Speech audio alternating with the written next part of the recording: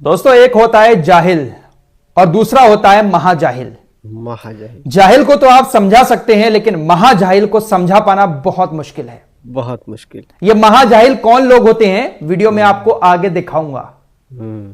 और इन महाजाहिलों को समझाना बहुत मुश्किल है, बहुत मुश्किल है। लेकिन ऐसे महाजाहिलों को पहले खबर बता देता हूं।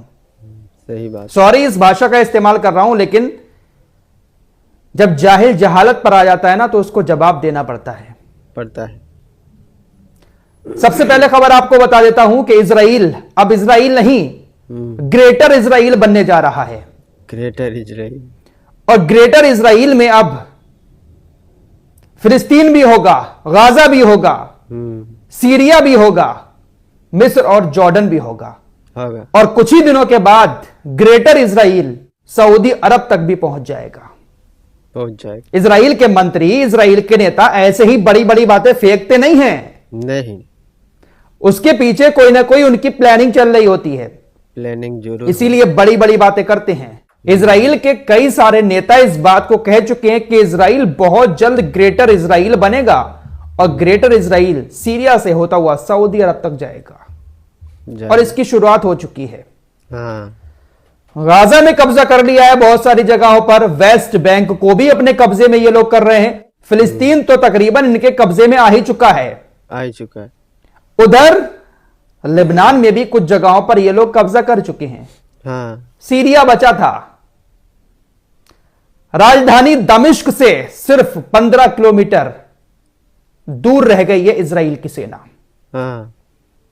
गोलान हाइट्स तक इजराइल का कब्जा था, लेकिन जब से ये जो मुजाहिद आए हैं, मोहम्मद अल जुलानी, इनके आने के बाद से इजराइल ने तकरीबन दमिश्क पर कब्जा कर ही लिया है। सिर्फ 15 किलोमीटर दूर रह गई है सीरिया की राजधानी दमिश्क से इजराइल की सेना। सुबह जब यह खबर आई थी तो 40 किलोमीटर था। इजराइल की सेना लगातार आगे बढ़ रही और सिर्फ 15 किलोमीटर की दूरी रह गई है दमिश्क से। और मुजाहिद झुंझुना बजा रहे हैं। मुजाहिद अपनी जीत का जश्न मनाते हुए फोटोशूट करवा रहे हैं। एक भी बयान अभी तक मुजाहिद की तरफ से नहीं आया है, मोहम्मद अल जुलानी की तरफ से नहीं आया है इजराइल के खिलाफ, और ना ही इसने अभी तक इजराइल को रोकने की कोशिश की है। अब ऐसे जाहिलों को मेरा जवाब, देख रहे हो कमेंट इन जाहिलों के, ये अपने आप को सुन्नी कहते हैं कि हम सुन्नी हैं। कान खोलकर सुनो जाहिलो, फराज मलिक सुन्नी है, सुन्नी। आज मैं आपको बता रहा हूं, फराज मलिक पक्का सुन्नी है, लेकिन मैं जहालत नहीं दिखाता। ये जो कमेंट में आकर कह रहे हो ना, गाली देकर के तू शिया है, ये है, वो है, मैं पक्का सुन्नी हूं। और ये बात मैं आज आपके सामने कहता हूं, और मुझे पता है कि ये बात शिया भाइयों को या किसी को बुरी नहीं लगेगी, लेकिन आप जैसे जाहिल लोग जो इस तरह के कमेंट करते हैं, सुन लिया कि भाई सुन्नी संगठन ने कब्जा कर लिया है सीरिया के अंदर, शियाओं की सरकार बदल गई है, बस झुंझुना बजाने लगे सुन्नियत का, सीना ठोकने लगे कि सुन्नियों ने कब्जा कर लिया है। अरे जाहिलो, पहले इतिहास तो पढ़ के देखो, पढ़ के देख लो। भूल गए फिलिस्तीन, भूल गए गाजा, बहुत आंसू बहा रहे थे ना गाजा के नाम पर, सब भूल गए। गाजा के दुश्मनों को ये मुजाहिद, सुन्नी मुजाहिद अपने देश के अंदर पनाह दे रहे हैं। उसकी चाल से एक ऐसे सरकार को, एक ऐसे देश ईरान को अलग थलग करवा दिया इजराइल से, जो गाजा फिलिस्तीन के सपोर्ट में था। गाजा फिलिस्तीन में तो सुन्नी देश है। मस्जिद अक्सा को भी तो सुन्नियों की मस्जिद माना जाता है, लेकिन शिया लड़ रहे थे वहां पर। ईरान को बिल्कुल अलग थलग करा दिया। किसने? तुर्की ने। और इन्हीं मुजाहिदों ने इजराइल को पूरा मौका दे दिया। इजराइल सीरिया के अंदर घुस गया सीरिया, और पूरे मिडिल ईस्ट में अब इजराइल नहीं बल्कि ग्रेटर इजराइल बनेगा। ग्रेटर इजराइल बनने जा रहा है वाकई में, जरूर। क्योंकि इजराइल ने सरकार गिरने के 24 घंटे के बाद सबसे पहला काम यह किया कि जितने भी लड़ाकू विमान थे सीरियाई सरकार के, जितने भी हथियारों के भंडार थे, सबको तबाह किया। इजराइल को मालूम है कि भले ही ये मुजाहिद हमारे साथ हैं, लेकिन ये बगावत कभी भी कर सकते हैं। हमारे खिलाफ आवाज उठाएंगे तो आवाज उठाने से पहले इनके फन को कुचल दिया जाए। सबसे पहले सीरिया में जितने भी हथियार थे कुछ नहीं छोड़ा इसराइल ने, कुछ भी नहीं, कुछ नहीं छोड़ा। 300 से ज्यादा एयर स्ट्राइक कर चुका है इसराइल सरकार गिरने के बाद से। सरकार गिरने के बाद सारे के सारे लड़ाकू विमान तबाह हो गए हैं। लेकिन मजाल इन मुजाहिदों की कि इसराइल को कुछ कह सके। अगर वाकई में ये मुजाहिद हैं पक्के वाले, मस्जिद अक्सा का दर्द है इनके दिल में, तो आगे बढ़कर मुकाबला करें। लेकिन नहीं, ये मुकाबला नहीं करेंगे, बल्कि ये समझौता करेंगे। और ये चाल है इन लोगों की, ये भी सीरिया में सरकार चलाएंगे और इसराइल भी सीरिया के अंदर रहेगा। और फिर इसराइल सीरिया में रहकर पूरे मिडिल ईस्ट को कंट्रोल करेगा। सब कुछ आपके सामने है। लेकिन इस तरह के जाहिलों को जो उल्टे सीधे कमेंट करते हैं आकर, उनको कभी समझ नहीं आएगा। डिवाइड एंड रूल लड़ा दिया आपस में सुन्नी और शियाओं को। सुन्नी शियाओं का नाम लेकर दुनिया भर में प्रोपेगेंडा चला दिया। और ये जो इस तरह के कमेंट करने वाले जाहिल है, उनको ये समझ में आ भी जाता है। ऐसे ही मुसलमान है जो प्रोपेगेंडा में फंसते हैं। इनको नहीं समझ आ रहा है कि इसराइल खेल क्या रहा है। सऊदी अरब, कतर, कुवैत, इराक, इन सभी ने निंदा की है।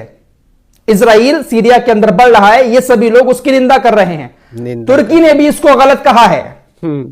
देख रहे हो यहां पर इसका दोगलापन। तुर्की पूरा साथ दे रहा था और तुर्की की मर्जी से ही सब कुछ हुआ है। अब इसराइल अंदर घुस रहा है तो दुनिया को दिखाने के लिए, मुसलमानों की नजर में अच्छा बनने के लिए तुर्की के राष्ट्रपति कह रहे हैं कि ये अच्छा नहीं कर रहा है इसराइल, इस तरीके से सीरिया के अंदर नहीं घुसना चाहिए। अच्छा नहीं कर रहा है। तमाम देशों के बयान आ रहे हैं। इससे एक बात तो आपको समझ आ गई होगी, यकीन तो हो गया होगा ना कि सीरिया के अंदर इसराइल घुस चुका है। इसराइल की सेना सीरिया के अंदर घुसकर तकरीबन 250 जगहों पर 300 एयर स्ट्राइक कर चुकी है। लेकिन मोहम्मद अल जुलानी और उनकी पूरी ब्रिगेड खामोशी के साथ इसराइल को अपने देश के अंदर घुसता हुआ देख रही है। गाजा अकेला रह गया, कोई नहीं है गाजा के साथ। गाजा के अंदर क्या कुछ चल रहा है, ताजा हालात इतने खतरनाक हैं। अभी भी वहां पर भूख की दिक्कत है। अभी भी नेतन्याहू कह रहा है, ताजा बयान आया आज, कि गाजा में युद्ध खत्म नहीं होगा। गाजा में युद्ध खत्म करेंगे ही नहीं नेतन्याहू जब तक हमास खत्म नहीं हो जाता। अच्छा हां, कुछ लोग ये कह रहे थे कि बशर अल असद की सरकार ने हमास के कुछ लोगों को भी गिरफ्तार कर रखा था, इन मुजाहिदों ने उनको छोड़ दिया है। देखिए, सीरिया के अंदर भी हमास को पूरा सपोर्ट था। जिन लोगों को जेलों के अंदर बंद किया हुआ था वो हमास को पसंद करते थे। हमास को पसंद करने की वजह से बशर अल असद ने उनको जेल के अंदर नहीं रखा था, बल्कि वो लोग सरकार के खिलाफ आवाज उठाते थे। बशर अल असद ने बहुत ज्यादा जुल्म किया, ये मैं आपको लगातार बता रहा हूं। और अब जो राज खुल रहे हैं, हकीकत सामने आ रही है। जुल्म बहुत किया इसने सीरिया के लोगों के ऊपर, फांसी पर बहुत ज्यादा लटकाया। लेकिन सीरिया के लोगों के ऊपर जो जुल्म हुआ है वो जुल्म गाजा के लोगों से बहुत कम है। मान लेते हैं कि आपने जुल्म की वजह से सत्ता गिराई, लेकिन इन मुजाहिदों को अब इसराइल को भी तो रोकना चाहिए था। लेकिन नहीं, मुजाहिद तो पूरे मिले हुए हैं। अब ये जो लोग इन मुजाहिदों का सपोर्ट कर रहे हैं, कह सकते हैं कि इनडायरेक्टली इसराइल का सपोर्ट कर रहे हैं। अब इन लोगों को इसराइल अच्छा लगने लगा। ऐसे मुजाहिदों को सपोर्ट करने वालों के मुंह से अब इसराइल के खिलाफ एक शब्द भी नहीं निकल रहा है। मेरे दोस्तों, बहुत ज्यादा दिल दुखता है जब ऐसी बातें सामने आती हैं। कोई बात नहीं, ऐसी चीजें पहले भी मेरे सामने आ चुकी हैं। जब मैंने रजब तैयब एर्दोगान को एक्सपोज किया था बहुत साल पहले, 3-4 साल पहले, उस टाइम तो रजब तैयब एर्दोगान भाई साहब मुसलमानों के दिलों में राज करते थे। लेकिन मैंने एक्सपोज किया, कई बार उनके खिलाफ वीडियो बनाई, लोगों ने मुझे इसी तरीके से कहा था। लेकिन आज को रजब तैयब एर्दोगान की हकीकत मालूम पड़ेगी कि क्या शख्स है ये। जो कुछ भी हो रहा है सब इसी के इशारे पर हो रहा है। और सीरिया में इसराइल को ये इस तरीके से एंटर करवाकर कुर्दिश लोगों को अलग करना चाहता है। कुछ एरिया इसराइल को मिलेगा और कुछ इन मुजाहिदों के कब्जे में रहेगा। 3-4 एरिया जो है सीरिया के बढ़ जाएंगे। और उसके बाद जब कुर्दिश लोगों का जो अलग एरिया होगा, तुर्की उस पर स्ट्राइक करेगा, उनके ऊपर हमले करेगा, उनको खत्म करेगा। क्योंकि तुर्की को कुर्दिश लोगों से बहुत ज्यादा डर है कि ये कभी भी तुर्की के खिलाफ बगावत कर सकते हैं, क्योंकि कुर्दिश लोग तुर्की से अलग राज्य मांग रहे हैं। बहुत बड़ा गेम चल रहा है मेरे दोस्तों। गाजा और फिलिस्तीन को आप लोग भूल जाएं, कुछ नहीं होने वाला है। जब तक ऐसे हुक्मरान और ऐसे सपोर्टर मौजूद रहेंगे ना, कुछ नहीं होने वाला है। नहीं, इसराइल कभी नहीं हारेगा। ग्रेटर इसराइल का जो सपना है ना, वो बनाकर ही रहेगा। गाजा के नागरिक सुरक्षा प्रवक्ता ने कहा है कि अगर युद्ध नहीं रुका तो गाजा पट्टी में 20 लाख से ज्यादा फिलिस्तीनी मारे जाएंगे। बहुत बुरा हाल है फिलिस्तीन के अंदर दोस्तों। दोस्तों माफी चाहता हूं, इस तरीके से मैंने आज इस वीडियो को बनाया, थोड़ा सा तेज आवाज में, जज्बाती होकर, क्योंकि मुझे ये चीजें बहुत ज्यादा चुभती हैं जब ऐसे कमेंट आते हैं किसी के। ऐसे लोग अपने आप को शरीयत का बहुत ज्यादा पाबंद मानते हैं, जिन लोगों को बोलने की तमीज भी नहीं होती कि कैसे सामने वाले से बात की जाती है। खैर, मैं जवाब नहीं देता हूं कभी भी, ऐसे लोगों के कमेंट आते रहते हैं, इग्नोर करता हूं, लेकिन जब बात ज्यादा बढ़ती है तब बोलना पड़ता है। बोलना पड़ता है। दोस्तों, हमारे रिपोर्ट को देखने के लिए बहुत बहुत शुक्रिया। चैनल पर नया तो जरूर सब्सक्राइब कीजिए। मिलते हैं कुछ अगली खबरों के साथ, तब तक के लिए अपना ख्याल रखिए। धन्यवाद।